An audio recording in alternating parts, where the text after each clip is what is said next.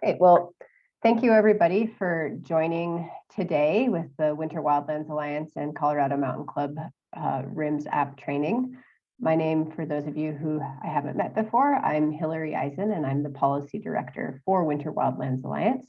I assume everybody is familiar with Winter Wildlands, but if not, we are a national nonprofit that works to protect wild winter landscapes, and we work to educate and inspire others to do so as well. And really excited to partner with the Colorado Mountain Club on this project. Got another person in the waiting room. Really excited to partner with Colorado Mountain Club on this effort to collect data that's really helpful in understanding recreation use, for our purposes, winter recreation use across the country, and have information to inform Forest Service decision making. So I'm going to pass it over to Kendall with Colorado Mountain Club because she is the RIMS expert and will be leading the training. Awesome. Thanks, Hillary. Yeah, I'll just do a quick introduction and then I'll start sharing my screen. My name is Kendall Chastain. I am the Conservation Manager for Colorado Mountain Club. CMC is a statewide nonprofit in the state of Colorado that unites outdoor recreationists with each other for the community aspect, and of course with conservation work as well, with many of our stewardship programs, and of course the RIMS program, which we will be talking about today. So this presentation, I'll just kind of walk everyone through how to use the app itself and how to collect some quality data. And I'll spend a little bit of time talking about how that data is then used by our partners like Winter Wildlands Alliance. So without further ado, we will jump right in as soon as I can start sharing, and I'll do the classic, hey, let me know if you can see this. So can you see it? Looks great, Kendall. Awesome. Great. Thanks, guys. You'd think after 2 or 3 years of Zoom, we'd be able to figure this out by now. Yeah, so thank you all for joining this. And I can hear a couple people coming in still, so I'm just going to slow down for a second till they're in. But yeah, we're going to talk about the app and how to use it. So we'll get started right away. Why is recreation important to measure? We launched the RIMS program in 2019 to help land managers to collect and utilize crowdsourced data in order to better understand and address critical issues related to recreation and natural resources. As we all know, the popularity of our public lands is swelling. Technology is changing both the adventure landscape and our physical landscape, and our community and its needs are changing rapidly. Recreation types are changing. Concentrated use in certain areas is starting to disperse recreation into previously low or no use areas. And data collection can help agencies to bridge the gap between what is out there in the field and what they're seeing in the office, can help them increase their efficiency and improve performance by understanding and mitigating impact while still prioritizing the areas of most critical concern. So our mobile app is just the front end of the larger RIMS program. Data is saved in a cloud-hosted repository and then run through algorithms, which help to create dashboards that help managers to interpret and effectively utilize this data. We provide land managers with custom dashboards using geographic filtering to build a data story. And we work with a variety of land managers, partner organizations, volunteer groups, academic, etc., in order to process and utilize this data in the field. So the RIMS mobile app is a data collection tool that is an app on your phone. It includes GPS point data, detailed surveys, photos, offline functionality and editing, and sharing features. Information is shared through a series of drop-down surveys. You can report trail maintenance needs, inventory campsites, track visitor use, report conflicts and violations, and more. You'll be able to view and submit assessments while offline, so you can still use the app while in the backcountry, and data that you collect goes directly to the land managers. So I'll kind of walk us through the basics of just how to use the app, starting with the main menu. The menu is located in the upper left corner, circled in red here. Once you've downloaded the app, the first thing you will need to do is to fill out your user profile. This helps us to understand our user base and also contact you with app updates. This is also how we upgrade your account to the official volunteer status. This is just our way of providing some measure of data quality to our partners. So once you fill out your user profile, all of your personal information will be kept private and it is not viewable by other users. We do have an in-app tutorial, which is available in the menu, and that will walk you through all the various features and RIMS and how to use them in case you kind of forget everything you learn in here today, which is completely fine. It happens to the best of us. So it'll walk you through all of that. You can also access the tutorial through the About page. In the About page, you can also get technical support and learn more about CMC and the RIMS program, support for RIMS, and check your app version to make sure that you have the latest version. Another important component of the app is the offline functionality. The app uses the internal GPS locator, which will still work without self-service. You can toggle between online and offline maps as you go in and out of service. We have a variety of downloadable offline maps, including some custom maps with OSB mapping information that you can use to really locate where you are and what kind of uses are allowed when you're offline. You must download this map before you go out into the field, the same way you would a podcast or an audiobook, just before you leave cell coverage. If you are planning on using the RIMS app to resurvey assessments in the field and won't have service, be sure to load all of these assessments in the app while you still have service and don't exit out of the app. Some of the basic features on the home screen of the app are located in the upper left-hand corner. The target button will zoom you to your location so you can see the map around you or create an assessment where you're located. The checkmark button will create a check-in. This is available to all app users and can be used for personal visitor use monitoring and to keep track of all the different places that you go. Monitoring, of course, is the main feature of the app. When you click the plus button, you'll be able to view all of the module assessments and have the option to create a new assessment. Any new modules that are added to the app in the future are added to this list of assessments. When you first download the app, you will only have access to the quick report tool, but once we upgrade you to the volunteer status, which I will do after this training, because you'll all be trained up and know exactly what you're doing, then you'll have access to all of our assessments. You can view all of the existing assessments within the RIMS app. To view your assessments, just select the My Assessments from the app main menu. You can click on any of the assessment types from the app to see a list of those assessments. From there, you can sort them by date or location or show them on the map.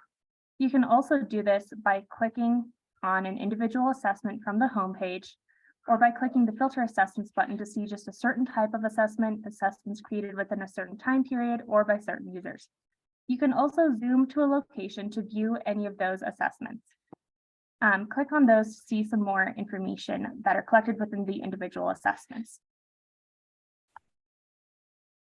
When we talk about assessment metrics, there are some kind of standard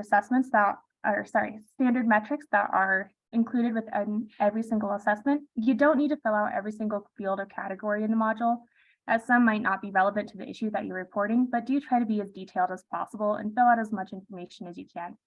Assessments that have an arrow next to them have a drop-down menu of options that you can select from.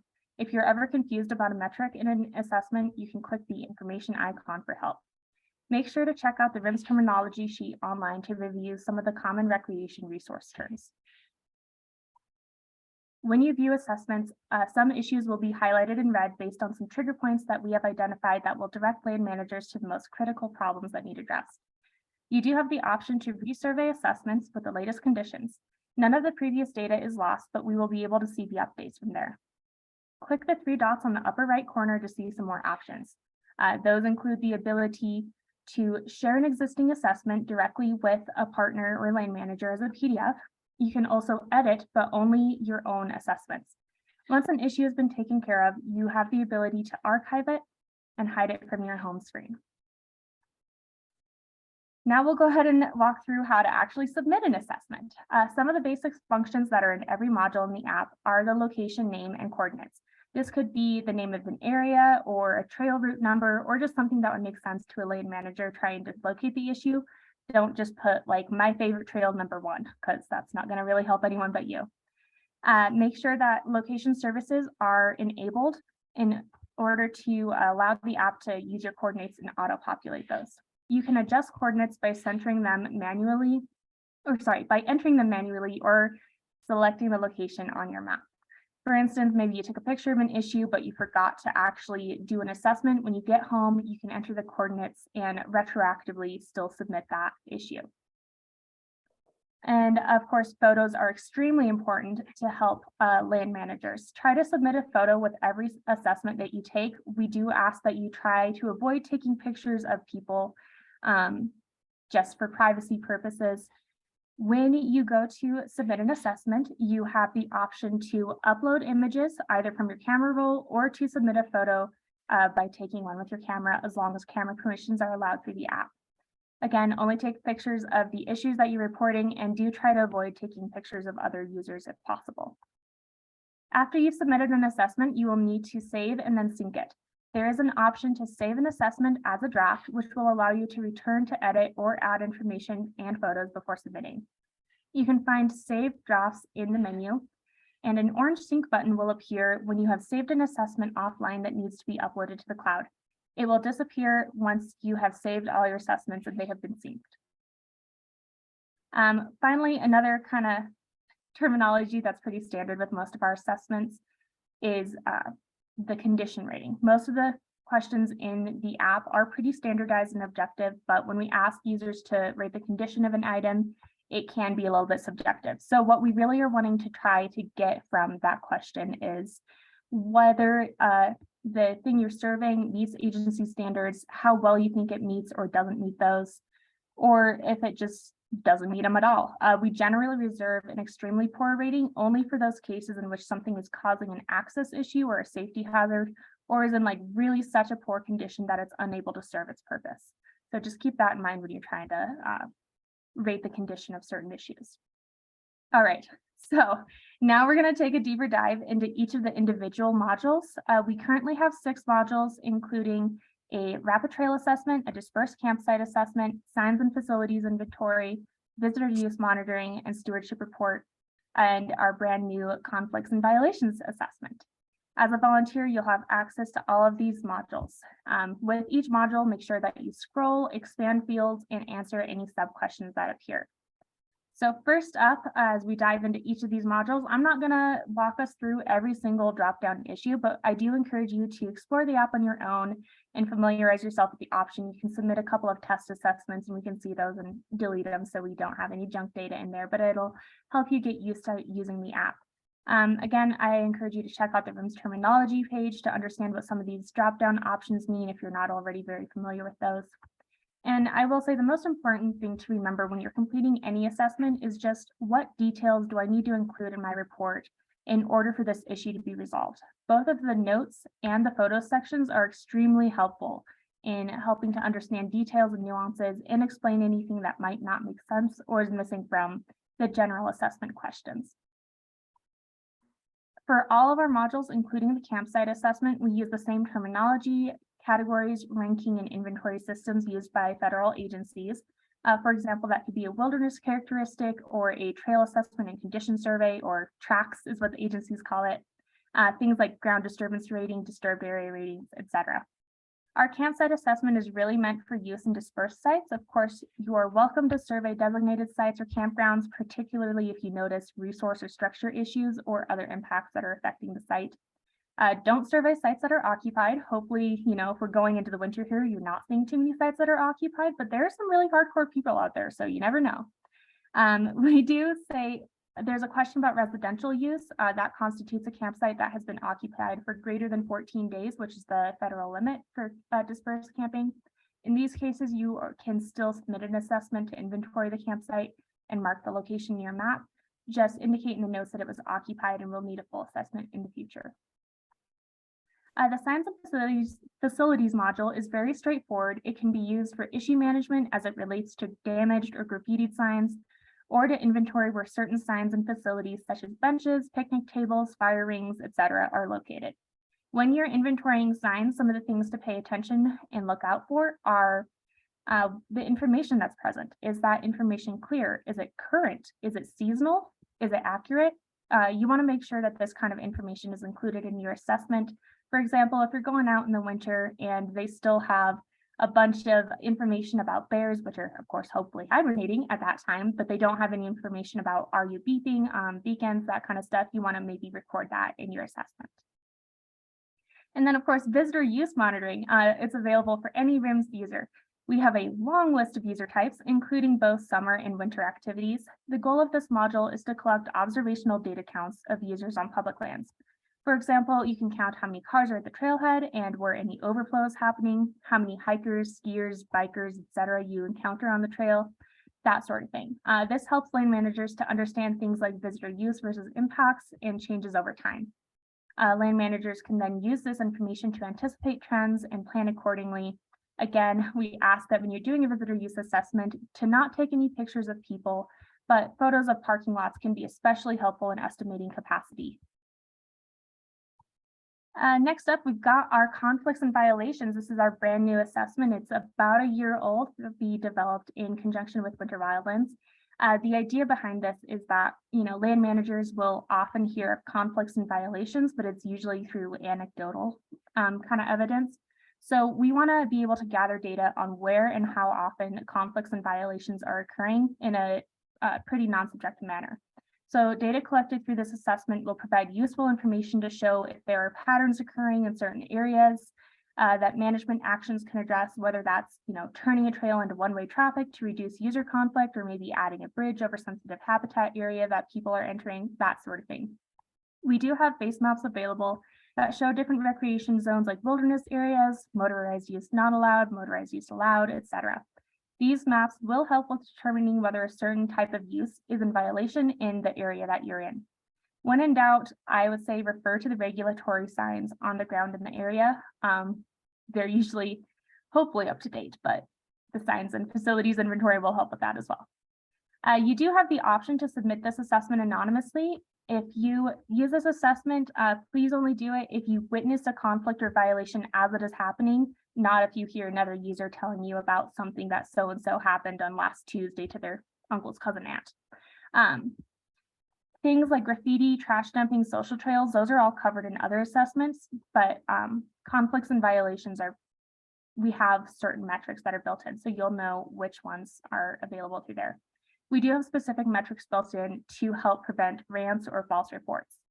Please keep in mind that this is not an enforcement tool, but a data collection tool. So if you see something really bad happening out there, make sure to call your local law enforcement official and don't just submit an assessment and assume it's going to be taken care of right away.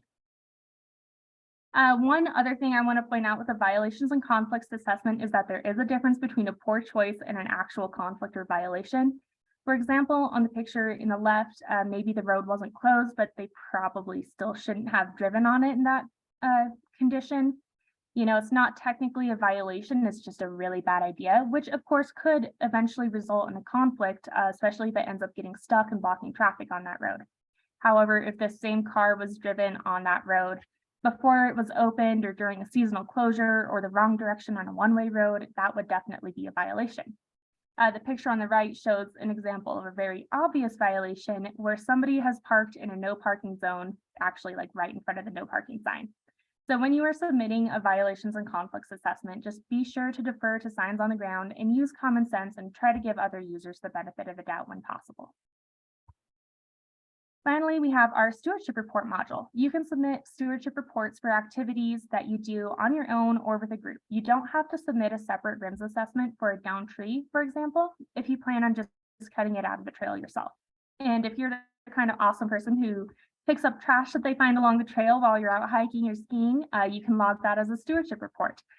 Please note that if you're completing stewardship on an issue that was identified through RIMS, that you resurvey and archive that original assessment in addition to your stewardship report. We do recommend a couple of companion apps that can enhance your experience as a RIMS user. The GPS test makes sure that your GPS location is accurate, and the Fields Area Measure app is helpful to accurately measure the lengths of a social trail, the area of a campsite, etc. We do recommend that you come up with your own data collection plan for how you want to use RIMS in order for it to be most effective. For example, whether that might be, consistent visitor use assessments at a certain time or place, periodic assessments whenever you see an issue, whatever the case might be. You can also check with your local land managers or volunteer groups to see what kind of data that they're most interested in seeing, what areas they're most interested in having data collected on, and make plans based off of that. Make sure that you sync the data before you head into the field and don't close the app if you're planning to resurvey any assessments, and just relaunch it occasionally if you want to check for updates. And if you do have any feedback for us, you can get in touch by emailing us at conservation@cnc.org. So now I'll kind of talk a little bit about how that data that our volunteers are collecting through the RIMS app is being used. Like I mentioned, we work with land managers and other volunteer groups to process and utilize the data for rapid response stewardship project and long-term recreation planning. We provide custom dashboards and geographic filtering to build a data story to understand things like impacts, changes over time, and can generate custom charts, graphs, and maps based on those desired metrics that land managers are most interested in tracking. All this data helps to establish priorities and make decisions based on accurate real-time data, and can also help to justify budget requests, grant writing, expenditures, things like that. We have mapping integration with ArcGIS online with geographic filtering showing real-time data. It is updated every night at midnight. This is what we have with Winter Wildlands, and it's a great option to see what types of assessments are coming in from the field and where. It's really, really easy to integrate this with an existing GIS program as well. We also provide some of our partners with customized dashboards that automatically filter data in their area and run it through the algorithm to do all the analysis for them. We do have a variety of templates for the most popular metrics that people like to keep track of, including things like campfire rings, camping assessments, invasive species, signage, down trees, waste, trail and tread structures, social trails, and a lot more. We can generate custom charts, graphs, and maps based on all of those. And then we'll send automated email reports and user stats to our partners. If you want more information about that, let me know. I can do a full demo at some point, but I'd be happy to talk about it more if we have questions at the end as well. So with all that, you're all trained up and you know how to use the app now. Make sure that you download and install it and register yourself in the app so I can upgrade your profiles and you can get started collecting data. And make sure that you sign up or sign in once you have downloaded the app. And, you know, happy collecting. With that, I'll open it up for some questions. And thank you very much, Kendall. I am going to paste a Google Sheet into the chat right now in order to make sure everybody who's on the training today is can become a registered RIMS user. Please click on that Google Sheet and enter your information so that I can share that with Kendall and she can get you updated and able to use RIMS as a trained and certified volunteer. Also, I wanted to kind of highlight 3 of the assessments that Kendall went over today as being, in our experience so far, most helpful for people who are collecting winter recreation data specifically. So the visitor use assessments are incredibly helpful for understanding visitor use. So not only, you know, how many people are visiting a particular winter trailhead on a regular basis. So, you know, if your organization has a systematic method of like every Saturday we go and we survey 3 times throughout the day what the parking lot looks like. That can paint a really useful picture over the course of the winter. You can also dial in and say, you know, well, the parking lot had this many cars in it and this many of them had snowmobile trailers and this many of them were, you know, cars without trailers, which gives some idea, not 100% of an idea, but some idea of what the recreation uses are that are occurring at that time and at that place. You can also, if you have folks who are out on the trails or in the backcountry, there are visitor use assessments where you can record, you know, what people are doing. You know, I saw this many skiers, this many split boarders, this many people with their dogs, this many people on a timber sled. So it just helps to paint a picture of what's occurring in the backcountry in the wintertime. The signs and facilities assessment is also one that has a lot of potential for winter recreation, particularly in places where winter travel planning is complete, but the winter travel plan has not yet really been implemented. So this is particularly an issue in the Sierras in California, where we have a couple new travel plans and the Forest Service hasn't really put up any signs or maps or anything to help people understand the plans. And Winter Wildlands is really interested in understanding where it would be good to have signs and what the existing signage and other kind of related infrastructure is, so that we can, you know, then find ways to improve upon that. And then finally, the violations and use conflict reporting. You know, I get emails throughout the winter from people telling me that they saw a snowmobile in the wilderness, or they saw snowmobiles in the wilderness, or tracks. Often those email reports do not have any useful information for actually letting the Forest Service understand where those violations might be occurring. Like, the Great Bear Wilderness is a big place, right? Any of these wilderness areas. And so by using RIMS and recording that violation while you're in the field, you're getting the GPS location. You can take a picture, you can provide relevant information. We built out that assessment with help from the Forest Service law enforcement officers to understand what information they need to potentially follow up on things, or just to have an understanding of what the issues are. And then with use conflict, that is an issue that, as we move into winter travel planning, the Forest Service likes to have data. And as Kendall said, we have a lot of stories about use conflict, but we don't always have data. And so it's not that we are asking people to go out there, intent on finding conflict and finding violations, but if those things do happen to occur to you, or you witness them while you were in the field, it's super helpful to collect that information so that we can start to document it. That's my spiel. And please fill out the Google Sheet.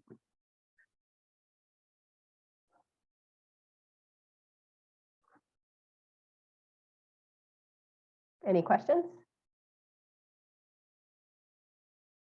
Hi there, my name's Sunny. I'm up in Kalispell, Montana, and I was wondering if there was any resources that y'all knew of and were aware of that are especially helpful for understanding allowed uses in an area. I spent a bit of time combing forests, like the Forest Service website for the Kootenai National Forest, to paint a clearer picture of allowed uses in the 10 Lakes Wilderness Study Area, and found that it just took a lot of digging to try and get to anything. So I didn't know if there was an easy reference point for finding that information a little bit more quickly before people went out into the field to do their surveys. Yeah, that's a great question, Sunny. And this actually brings up something Kendall had mentioned, which is the offline maps. So we have worked with CMC to create offline maps specifically for winter for certain areas. And you're in luck because Montana is one of them, since I live in Montana and the world revolves around me. But we have offline maps for Colorado, Montana, the wintry parts of California, or the Sierras, I should say. And those maps do reflect where the Forest Service has travel management. So the Kootenai actually is not going to, this isn't going to help you with the Kootenai, but in places where the Forest Service does have an over snow vehicle use map, or does have designations related to winter uses, we have, to the best that we could identify those, put them on the offline maps. We are in the process of creating offline maps specifically for the Stanislaus, Inyo, and Lassen National Forests in California that will reflect winter travel designations on those forests specifically. And then like with Montana, it's, I'm trying to think, it's like Montana, Idaho, and Wyoming, and it's kind of so it's like Western Montana and Northern Idaho, and then like Southwest Montana and like the Tetoni, Idaho, like Teton region is one map, and then more like Central Montana is another map. Because these maps are generally fairly large scale, it can be a little tough if you zoom in to like exactly where you're standing. The boundaries might be a little bit fuzzy, but we are constantly trying to improve on those. And as forests complete winter travel planning and actually have designations, then we're hoping to be able to continue to create more offline maps. Thanks, great. Yeah, playing around with it right now. Yeah, this is Jim Gibson. I'm in California. Am I being heard? Yeah, we can. Okay. What is your working definition of conflict? Yeah, we have a couple of examples within the violations and conflicts app that you can choose from. Some of those things would be like a speed differential, or I've mentioned a lot like going the wrong way on a trail, because we see that. I don't want to call out a user group specifically, but mountain bikers, my husband's a mountain biker, so I'm mostly saying that to get a rise out of him in the background. We also have some things like, parking in trailer parking only. That's specific for like our equestrian users. They see that as a conflict a lot, where they can't pull their horse trailer into use areas. And we have a couple others that you can select from, or you can just select other and then describe that in the notes. But usually we're hoping that if you select one of the predetermined conflict options, that will narrow it down, and you don't just kind of say, oh no, I don't like that this person was on a trail with me, therefore I have a conflict with that. We have actual ones that, whether it meets that definition or not. Thanks. I had a quick question about the Forest Service and how they access this data. Yeah, I guess I just, it wasn't clear to me how they access that, or how widespread the usage of this data is within the Forest Service. Like I haven't like talked with any of the Forest Service people. I'm in Logan, Utah currently, so any of the Forest Service people around here, to see if they would ever see any of that. I know there's some other local groups that are kind of trying to start using this, especially for the violation reporting, but I'm curious, like, would you expect someone at the Forest Service to know about this already, or is this something that would need to get put on their kind of local radar? Yeah, it's a little bit of a yes or no. We do have specific forest partners, mostly here in Colorado, that we work with pretty closely, but also extending into the Medicine Bow Route National Forest in Wyoming. And then we also depend on our other user groups and volunteer nonprofit groups like Winter Wildlands.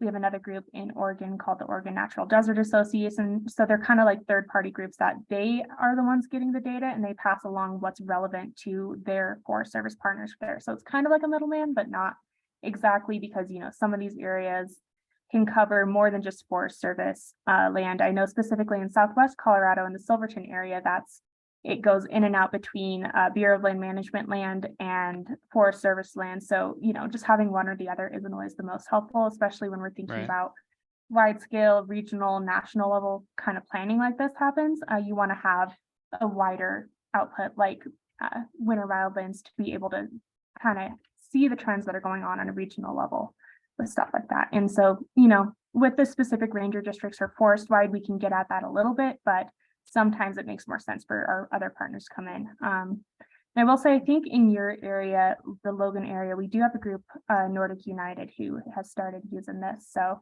there are some groups in the Utah area for sure who have heard about this and are starting to use it. Yeah. Right. Sorry. I guess I am here representing Nordic United, and I think we're kind of we're just trying. So I guess I am that effort trying to institute it. But yeah, I just wanted to. Well, and maybe this is about what you're going to address, Hillary, but just understand like what next steps would be if I find out that we want to get this data in policy, or not policymakers, but managers like hands, I guess. Yeah, so for the winter data, Winter Wildlands will compile at the end of the season. So I think I did this in like May or June last year. Kind of download and extract all of the data from RIMS for the season, and then put together a year-end or a season-end report, breaking it down by state and by forest. And then I will share that report, with anyone who's interested. And specifically, if I see a bunch of data collected in Logan, Utah, I'm going to share that data with Nordic United, with you and with the other Nordic United board members. And I can either share the report and the data directly with the relevant forest, or the local group can do that. I actually really encourage the local group to be the one to then pass the data along to the forest to kind of maintain that local relationship. But we can kind of do whatever works for Nordic United or for the other groups. And throughout the season, I'm also happy to extract that data and share it with a local, partner organization upon request. As Kendall mentioned, there's a few different RIMS memberships, for access to the data that CMC provides, and Winter Wildlands has one of those memberships. And our partner grassroots groups are more than welcome to also have a membership, but it's also a service that we can provide as long as you don't mind having to ask me to extract the data for you. But yeah, I'll put my contact information in the chat for anybody who doesn't have it. And we can figure things out on a case-by-case basis as necessary, but I will definitely be planning on at the very least sharing the data and sort of a report summarizing any trends with local groups at the end of the season. Okay, great. Yeah, that sounds awesome.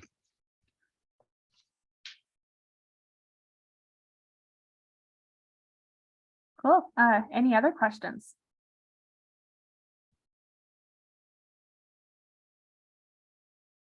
All right, I'll stop sharing this then. Cool. Well, I think Hillary, you put that spreadsheet in the chat, it looks like. I'm just checking the chat to make sure that there's no questions in here that I missed, but it looks good. Yeah, so if you put your contact information in that Google Sheet, I will then be able to see the email address and your, of course, first last name, so I can upgrade all of your RIMS accounts. You can have access to all of those modules and start playing around with it. If you do end up having any other questions as you're starting to get used to playing around in the app and collecting data, definitely don't hesitate to reach out to me or Hillary. Conservation@cmc.org is a great way to get a hold of me, or just first name, last name at cmc.org. But other than that, yeah, get out there, start getting stoked for winter. Hopefully you guys have more snow than we do here in Colorado. Well, at least where I'm in Colorado, but hope you enjoy and have a great winter. Yeah, thank you very much, everybody. And again, feel free to reach out with any questions as you start to use the app and figure out how it works and how it's going to work for you. Awesome. Thank you guys for the training. That was great. Yeah, thank you. Thank you very much. Thank you.